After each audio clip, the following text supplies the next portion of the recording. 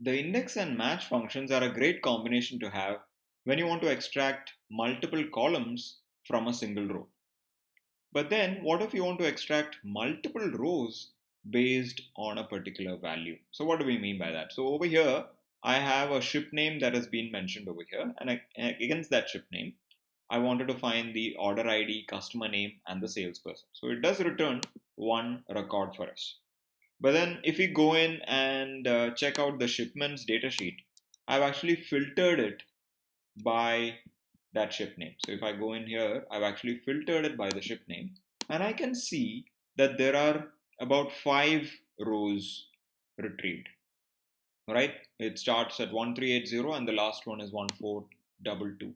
But if I look at the formula over here, it has retrieved only one row, that is the order ID 1380. So by using index and match, we can only retrieve one row, right? So if we want to retrieve multiple rows, we will need to use a combination of different functions, right? So in order for us, before we get into that, it is important to understand the concept of arrays, right? So it is the array formulas which will help us actually achieve this. So we need to understand what arrays are and how it functions, okay? So we'll use a very simple example to understand arrays. So arrays basically means a list of values. Okay.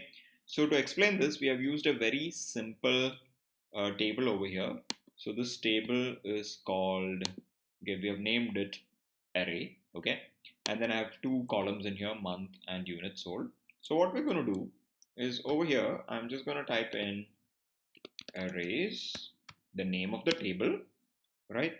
Array is the name of the table, and the column name is units sold. Okay.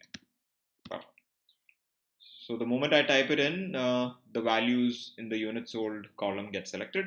Now if I press enter, okay, because see, we are not doing any operation, right? So it returns a error.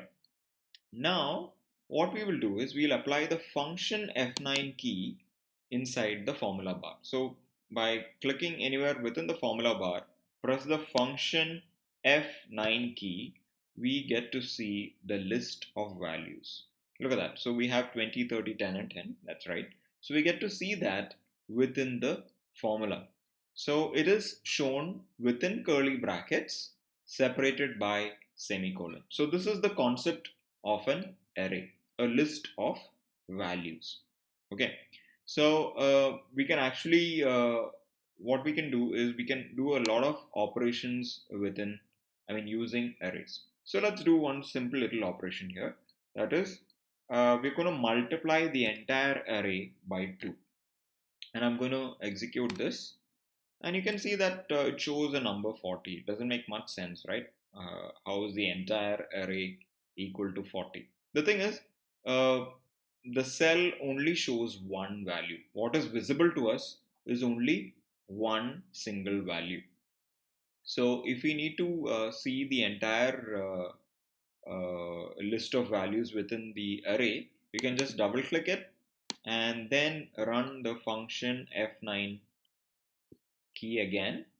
So once I do that, I can see the result as an array.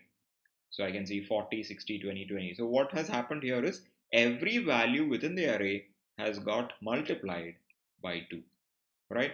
So this is how I can actually use an array to do certain kinds of operations. Okay, this is when I want to do a calculation, but let's say I want to do something else. I want to check for a particular value. Okay, I want to check if Jan is contained, if the month Jan is contained in these months over here. Okay, so I'm going to do a very simple operation here. I'm going to say equals Jan, that is C9, whether it is equal to the array. All right, so the array column, and I'm going to use month, right? Month is the column, and I'm going to press execute the formula. Okay, I get an error once again. Let me execute the function F9 key once more. And look at that. I actually get a list of Boolean values within an array. So what does this mean? We are trying to check a condition whether Jan is contained in the array or not. And I did not use any if statement, nothing of that sort. I just directly said Jan equals the array. So it has returned true, false, false, false. So what does this mean? So it is true for the first row, correct? So Jan is the first row, so it returned true. And for the remaining three rows, it returned false. So this basically helps us understand how arrays work in the background. And so once we understand this, we'll be able to follow the next series of functions very well.